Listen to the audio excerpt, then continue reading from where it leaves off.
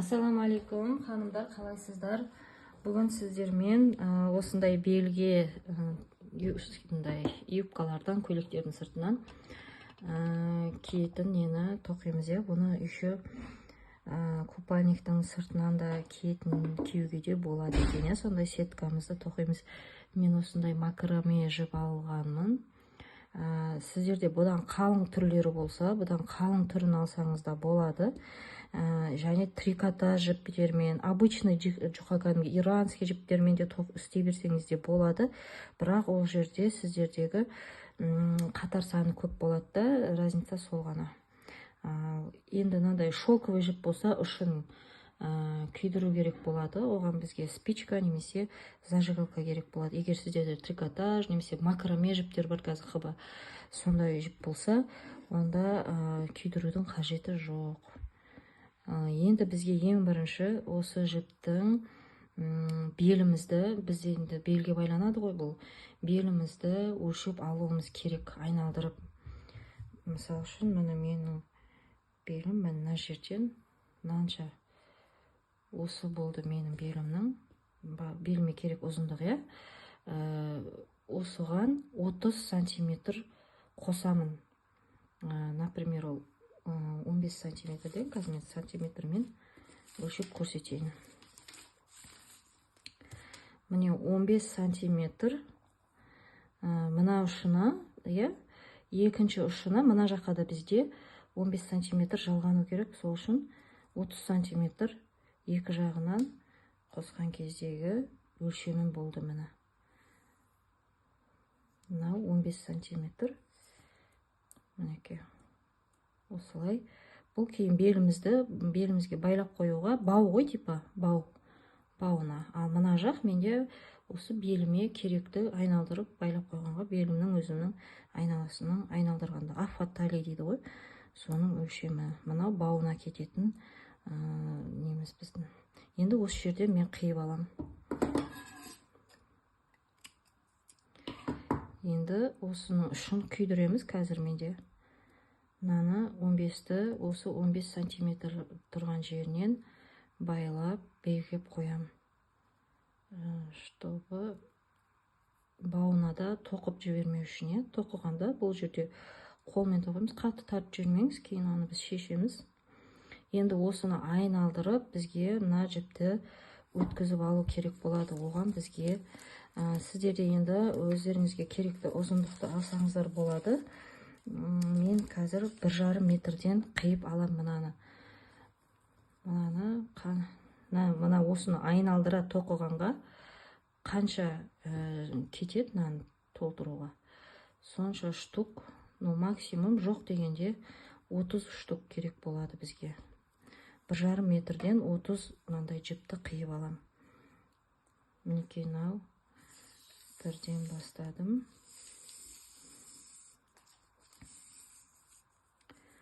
Мынау менде 1,5 метр.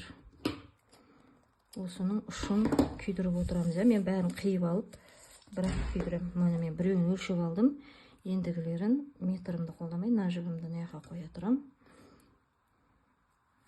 Мынадан 1,5 метрден примерно 30 штугын қиып аламын. Мынаны айналдыра тоқығанға. Егер сіздерде жіңішке жіп болса, 30 штук қиюдың қажеті жоқ. Өйткені оның арасын ашу керек боламыз. Ой, қайсы не болды? Қысқа болды. Жарай ештеңе етпесін. Түсіреміз. Шыдасқаны жерден бар екен. Үшім осылай 1,5 метрден 30 штуктай қиып алам.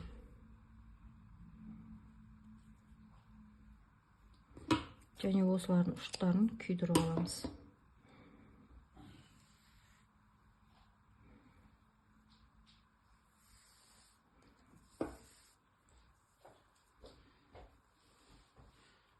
Осылай қиямыз. Міне мен 30 штук қиып алдым, бірақ бұл жетпесе әлі тағы да қиямын. Және бұның саны сіздердің белдеріңіздің афат тали дейді ғой, соның ұзындығына байланысты, мына жіптің ұзындығына байланысты қысқа болса азырақ шығуы мүмкін, ұзын болса тағы да көбірек шығуы мүмкін. Енді мен осы 1,5 метрлік жібімді алам. Егер сіздерге бұдан ұзын, мен енді қазір тоқып болған соң сізге ұзындығын көрсетемін, иә, баршаңызға. Сол кезде сізге одан ұзындық керек болса, бұл жіптерді 2 метр қылып, одан да көбірек қылып, егер одан ұзын керек болса, солай ұзын қылып алсаңыздар болады. Енді мен міне мына 1,5 метрлік жібімді екі ұшын теңестіріп, мына тура ортасын табамында, мына жаңағы беліме байлайтын жіпке мынаны 2 қабат қылып алсаңыздар да болады. Мінекей мынаның астына, былай ортасын таптым, жіптің астына өткізем былай. Мына тесіктен мына екі қалған ұзындығын алып шығарам былай. Жібімді түзу ұстап тұрам, тартам, міне. Осылай байланады. Мінекей. Енді осының мына жақ шетіндегі жібін аламын. Мінекей, мына жіптің астынан өткізіп, тағы бір байлайым. Міне, мына ұшын шығарамда, тағы да бір байлайым. Мінекей. Енді тағы да осы ұшын аламында, енді мына жіптің астынан шығарам мынаны. Мына жағым тұрады. Мынаның астынан шығарып аламда, осы мына домалақтың ортасынан тағы да өткізем.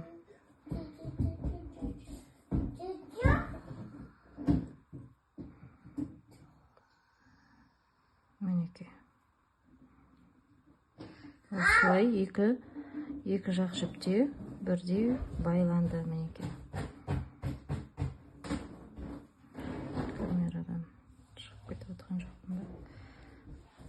Тартып қоямыз. Мінекей. Алғашқы жібіміз байланды. Осылай қалған жіптердің бәрін байлаймыз. Тағы да бір-екеуін көрсетейін сіздерге.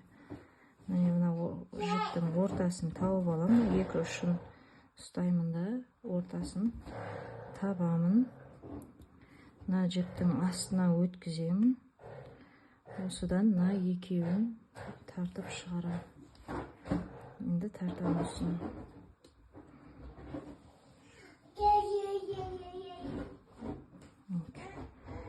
Енді осының мына жағындағы жібін аламын. Жіптің үстіне тастаймын екінші ұшын. Сосын оны астынан тартып аламды. Тартамын бұлай. Көрініп жатыр ма? Окей. Сол тарттым. Ендігісін мына жіптің астынан өткіземін. Сол жіпті ғой, тура сол жіпті. Астынан өткізіп, осы кольцоның ішінен шығарып алам міне.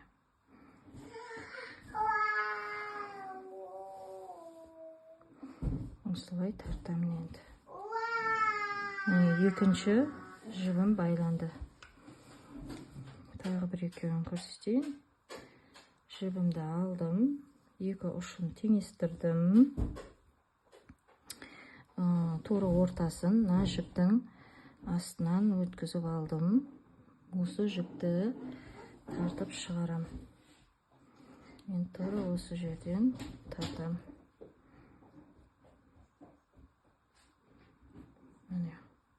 Енді мына жағындағы жібін аламын да, мына жіптің астынан өткізем ұшын и тартам.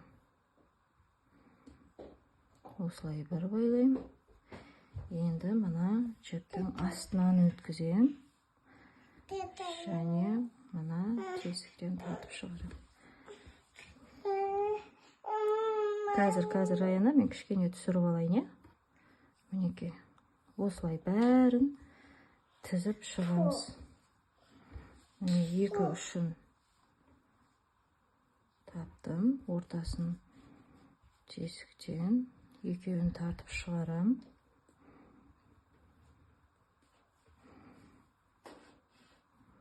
Енді мына жағындағы жіпті алып, мына жібіміздің үстінен өткіземде, мына жақтан астынан тартып аламын. Ендігісін мына жіптің астынан кіргіземін. Мына тесіктен тартамын.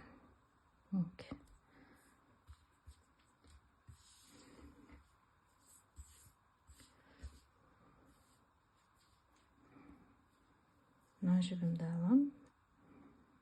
Ортасын табам. Мен ұштарын әлі күйдірмедім. Соңында бұны ұзындықтарын бір келкі қылып қиятын боламыз. Сол кезде бірақ күйдіремін. Что киіп жүрген кезде ол сетінеме үшін. Мына шелковый жіптер өте ыдырағыш келеді. Мына өзіндай шелковый макраме ма сондайды жіп. Мынаның үстінен жіберемін да астынан тартып шығарам. Ендігісін астынан жіберемін де осылай тартам. Осылай бәрін тізіп шығамыз, өзіміз. Мінекей.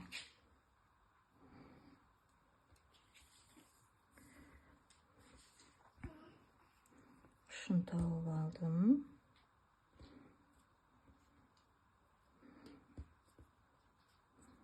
Одан тартып шығарамын. Тартам. Үстіне шығарам.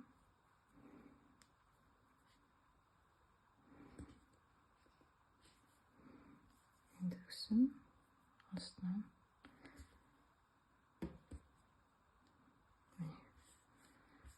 Осылай енді бәрін өзіміз тізіп шығамыз. Бірақ енді маған жіп жіңішке, сондықтан мен кішкене арасын осылай ашатын болам. Мындай жуан, мындай трикотаж жіптер болса, бұлай арасын ашпасаңыз да болады. Тезірек біту үшін мен егер осылай арасын ашпай тоқимын десеңіз де, өз еркіңізде, маған тезірек біту үшін осылай арасын ашам. Главный маған қазір сіздерге бұның тоқылуы ретін жолын көрсету. Арасын ашпайын десеңіз де, өз еркіңізде. Осылай бәрін өзіміз енді самостоятельно тізіп шығайық, ары қарай видео ұзақ болып кетпеу үшін. Түсінікті деп ойлаймын енді сіздерге.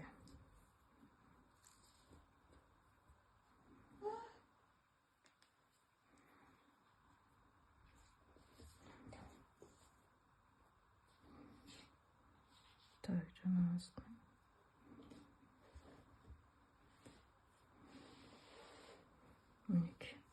Осылай бәрін тізіп аламыз өзіміз. Міне мен бүткіл несіне, бүткіл жаңағы неге айналдырып жасап алдым.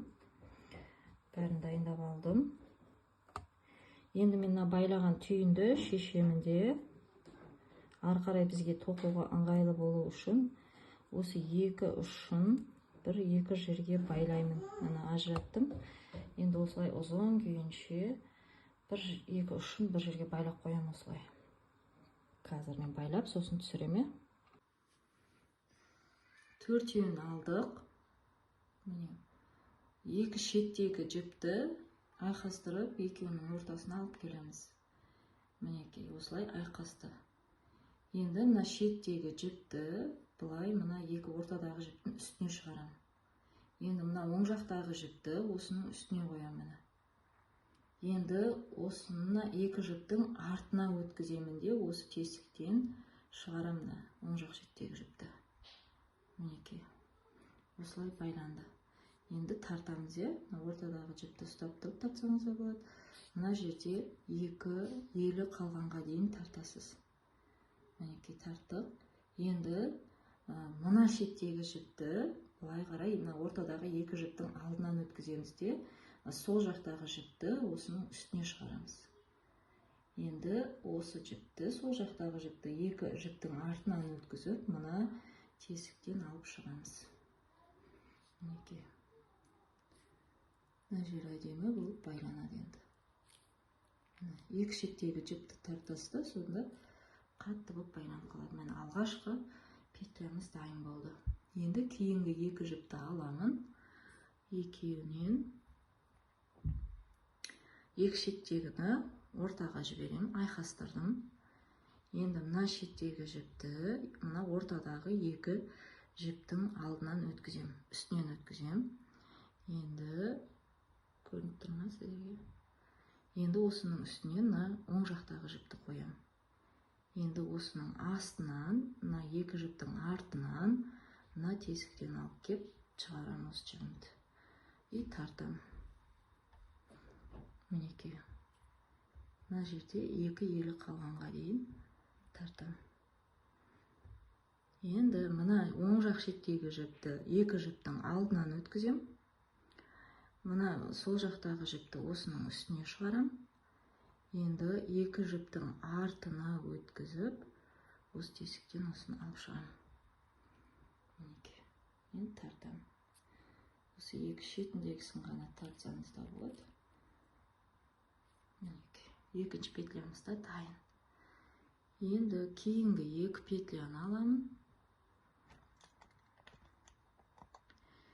Кейінгі екі петляны аламын. Ортаға екеуін жіберем, яғни төртеуіне екі шетіндегісін ортаға жіберем. Мына шеттегіден былай мен петля жасаймын, қараңыз, осылай ұстаймын.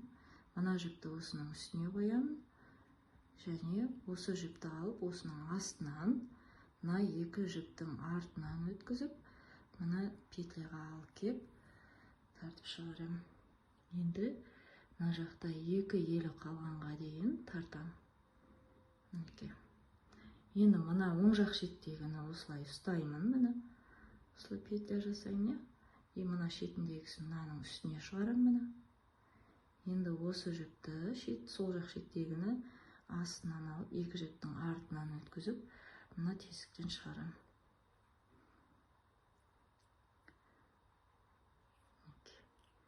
Екі шетіндегісін тартсаңыз, жақсылап қатты болып байланады. Осылай сіздерге түсінікті болып отыр ма? Тағы біреуін көрсетейін, Мінекей, екі жіпті аламын. Екі болғанда төртеу ғой. Мынандай байлаған бір жібіміз екеу болып тұрады, Осының екеуін алғанда төртеуін аламыз. Шеттегі екеуін ортаға жібереміз, айқасты. Енді мына шетіндегі, сол жақ шеттегі жіпті мына ортадағы екі жіптің үстінен өткізем, ал мына сол жақтағы жіпті осының үстіне шығарам. Мінекей, үстіне шықты. Енді осы жіптің астынан, мына екі жіптің артынан мына петляға әкеп тартып шығарам осыны. Екі елі қалғанға дейін тартам. Енді сол жақтағы жіпті осылай петля жасаймын. Екі петляның үстіне шығарам. Мына жіпті осы сол жақтағы жіптің үстіне шығарам. И осының астынан мына екі петляның артынан алып кеп мына жақтан шығарам. Екі шетіндегісін ғана тартсаңыз, ортасын ұстап тұрып, жақсылап байланып қалады. Осылай алғашқы қатарымыз дайын болып жатыр. Осылай өзіміз до конца бірінші қатарды аяқтаймыз. Бірінші қатарды тоқып болдым, енді менде екінші қатар. Екінші қатарға келгенде, мына жерде менде 8 жібе, екеуін алғанда осының алғашқы екеуін қалдырам. Міне екеуін алам және мына жақтағы екеуді алам. Енді осы төртеуінен тоқимыз, тура сол екінші қатардағыдай. Мына жіп бізде тұрады осылай бос күйінде, мына шетке алып қойсақ та болады, шатастырып алмау үшін. Енді мінекей осы төртеуінен тоқимыз. Алдыңғы шеттегі екеуін ортаға қарай жіберем, айқастырдым. Және мынаны ұстап тұрам да, мынаны былай, мынаны үстіне жіберем. Және астынан алып кеп, мына тесіктен шығарамын. Тоже бұл жерде де екі елі қалғанға дейін тартам. Енді мына сол жақ шеттегіні былай ұстаймын. Екі жіптің үстінен өткізем, мынаны осылай үстінен қоямын. Және былай өткізіп шығарамын да тартамын. Екі шетін ғана тартамын, сонда әдемі болып байланады. Мыналары менде кішкене ұзындау. Осылай шеттеймін. Сөйлеп, мінекей. Екінші қатарымыздың алғашқы петлясы дайын. Енді мына екеуін аламын.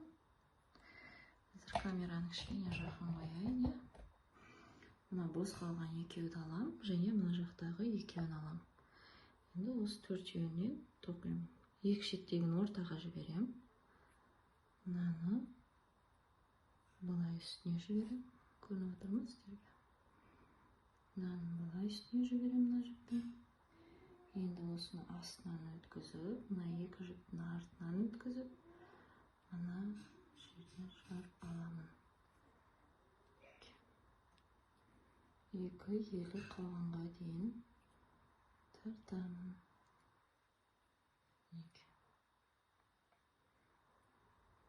Енді мына сол жақтағыны ортадағы екі жіптің үстінен өткізем. Мына жіпті осы жіптің үстіне өткізем, және астынан өткізіп, былай мына жерден тартып келем. Тарттым. Екі шетін ғана тартсаңыз, жақсылап ортасын ұстап тұрып, жақсы болып түйіледі. Мінекей, осындай болып узорымыз шығып жатыр. Енді мына екеуін аламын, және мына жақтағы екеуін аламын. Осы төртеуін тоқимын. Ортаға жіберем екі шеттегіні. Мына шеттегіні былай не істеймін? Мінекей, мынаның үстіне жібердім. Енді осының астынан, мына екі жіптің артынан өткізіп, мына жерге алып келемде, осы жіпті шығарам. Ары қарай тура сол алдыңғы қатарда істегендей, мына екеуінің үстінен, мына жіп осының үстіне шықты. Енді осының астынан мына жаққа өткіземде тартам.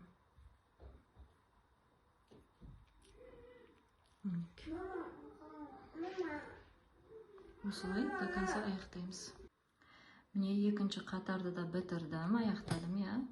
Міне соңында бізде жаңа басында бастаған кезде екі жібіміз қалған болған. Мына жақта да осылай соңында да екі жібіміз бос қалды. Енді осыны бастаған кезде қазір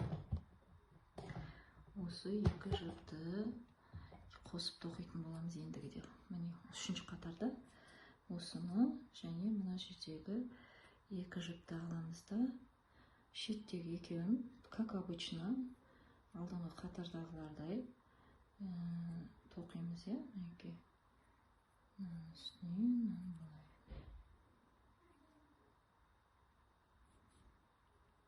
Мінекей, екеулі. Енді мынаны былай тоқимын. Осылай үшінші қатарды бастадық па қазір. Менде енді сіздер қандай ұзындық керек, жіпіңізді қандай ұзындықта алдыңыз, например 2 метр қылып алсаңыз болады. Және мына басындағы терген жіптеріміздің саны қалай айтады, жұп сан дей ма? Я, жұп сан болу керек, иә. Мысалы үшін 20, 40, 50, 56 деген сияқты. Екеуден тоқылады ғой өйткені. Осыған нетеміз. Және ұзындығын өздеріңізге қалаған ұзындықты алып тоқисыздар. Қаншалықты керек болады. Бұл жерде енді менде қазір тоқу барысында көремін. Мен енді өзім прям киемін деп тоқылатқан жоқпын. Сіздерге мастер-класс түсіру мақсатында ғана тоқып жатырмын. Шетіндегі, әсіресе мына жақ шетін жақсылап тарту керек. Сонда ертең сөгіліп кетпейтін болады. Міне менде бәрін тоқып болдым. Менде осындай болып шықты. Енді мына жерлерді кішкене бір-бірлеріне жақындатыңқырап қойса да болады екен. Ол енді өз қалауларыңыз бойынша жасап алсаңыздар болады. Осылай қойса да болады екен.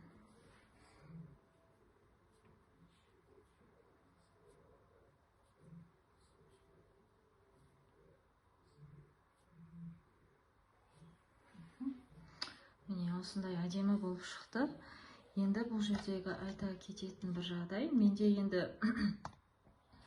общий бұның ұзындығы, мен 1,5 метр жіптен жасадым. Менде 30 сантиметр болыпты ұзындығы. Қалай көрсетсем екен қазір. Міне төбесін ұстап тұрмын. Етегі осындай мына 33-30 сантиметр болыпты. Енді бізге мына ең қысқа жіпті тауып алу керек болады. Мына ең қысқасы мынандай болып тұр. Менде осыны өлшемін. Қанша сантиметр? 9 сантиметр екен. Сол қалған жіптердің бәрін 9 сантиметр етіп, мыналардың бәрінің ұзындығын бірдей етіп қиып шығамыз. Мінекей. Осы жіппен бірдей қылып қиып шығамын.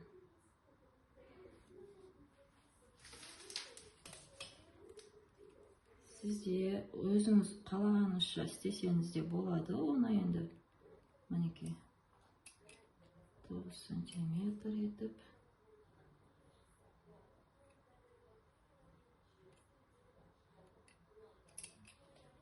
осылай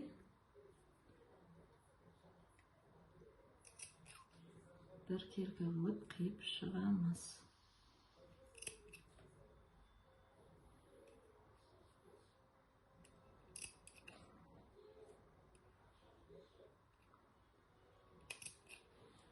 Осылай қиып шығамыз өзімізде. Міне мен шешіп алдым, жаңағы байлап қойған жерімізде. Мына енді екі ұшы бізде былай ұзыннан махрамеміз дайын. Енді осы екеуін бір-біріне былай айқастырамын. Енді былай осылай байлап кие берсеңіз де болады. Міне мына аузы бізде. Мына екінші жақ аузы. Аузы дема екінші жақ ұшы. Екеуін осылай айқастырып қоямын. Так, мынаны былай қойайын. Міне осылай қоямын. Және жерден көрінеді. Осындай кішкене жіпті кесіп аламын да, осы екі жіптің астынан өткізем. Бізге мынаны бауын жасау керек біз енді. Мінекей екі ұшын бірдей етіп, мына жағын тартып алдым. Енді мынаны осылай айқастырамыз. Мына айқасты. Енді осыны мына жақ астынан мына тесіктен шығарып тартамын.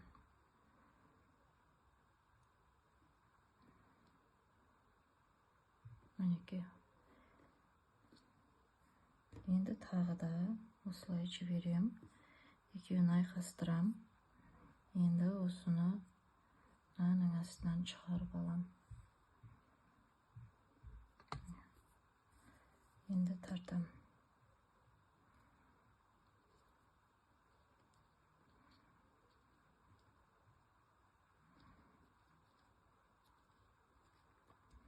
Мінекей. Енді былай жіберем. Екеуін айқастырам. Астынан кіргізіп, мына тесіктен тартып шығарам.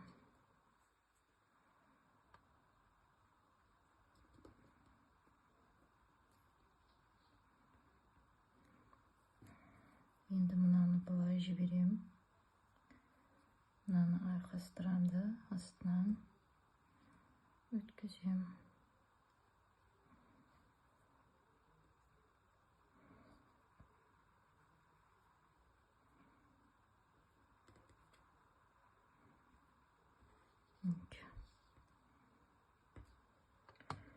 Енді мына жаққа жіберем. Айқастырып, мына жіптің астынан өткізем, мынаның астынан өткізем. Солай тартам.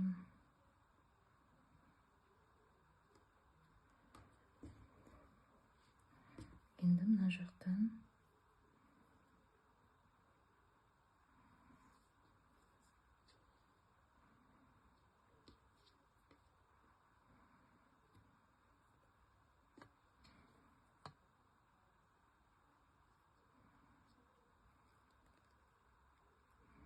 осылай өзімізге қаншалықты ұзындық керек, сонша рет осылай жасап, бұл мына біздің бауымыз, осылай тартып қыссақ болады, осылай босатсақ болады. Мына бауымызды байлап жүрмес үшін жасалатын дүние.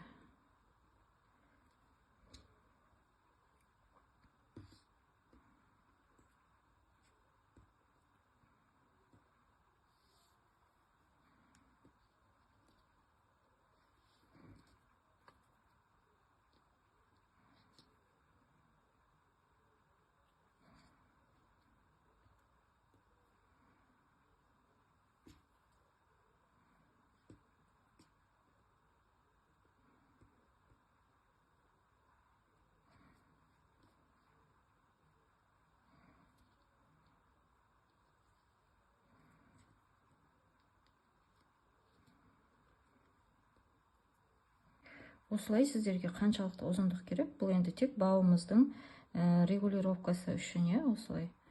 И енді мынаны біз байлап, сәндікке осылай қалдырып қойсаңыз да болады ұзын қылып, немесе ұшын тақап кесіп тастап, мен бұны сәндік үшін қалдырғым кеп тұр. Ұштарын күйдіреміз қазір. Мына екі ұшын да күйдіремін.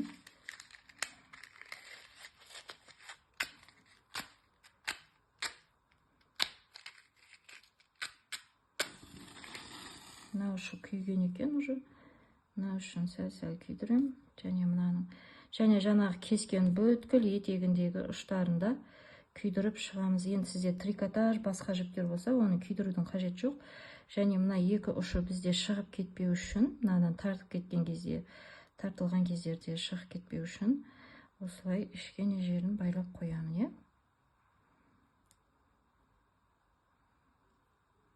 Енді спокойно мынаны до конца былай тарта берсем болады.